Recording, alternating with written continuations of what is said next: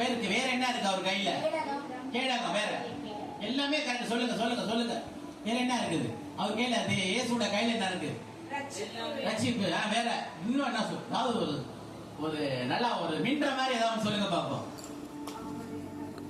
மின்ற மாதிரி ஏதாவது சொல்லுங்க. அவர் கையில என்ன இருக்கு? பட்டயம் இருக்கு. வெள்ளி பொண்ணு இருக்கு. வேற ஏதாவது மின்ற மாதிரி? பட்டயம். வேற மின்ற மாதிரி பெருசு. நீங்க பூமியில இருக்க சொல்றீங்க. இன்னும் கொஞ்சம் அவர் கையில வேற என்ன இருக்குது? Very good. இவங்களுக்கு 100 மார்க் போடுங்க. போறப்ப இவங்களுக்கு ஏதாவது பரிசு கொடுத்தாங்க உங்களுக்கு. சரி, சத்தமா சொல்லுங்க. அந்த இப்ப பாதி மார்க் வாங்கிட்டீங்க. ரைட். இன்னொரு பாதி கேள்வி பாதி தான் வந்திருக்கு. Right right. அந்த நட்சத்திரம் என்ன? வழிகாட்டி.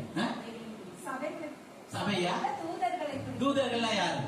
75 மார்க் வந்துட்டீங்க. இவங்க 50 மார்க் வாங்குறாங்க. 75 மார்க். தூதர்கள்லாம் யாரு?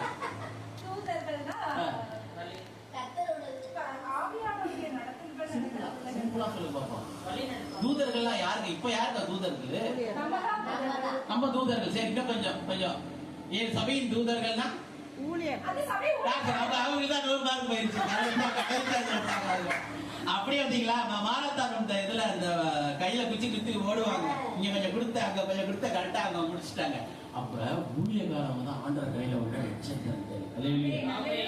அதுக்காக விசுவாசிங்க, யாரும் கோச்சிக்க கூடாது. நீங்களும் நட்சத்திரங்கள் தான். சரிங்களா? அப்ப இந்த இடத்துக்கு யார் நட்சத்திரம் அப்படின்னா பாஸ்டர் அவங்க குடும்பம் தான் இங்க நட்சத்திரம். அவங்க ஒவ்வொருத்தரும் நட்சத்திரம் தான்.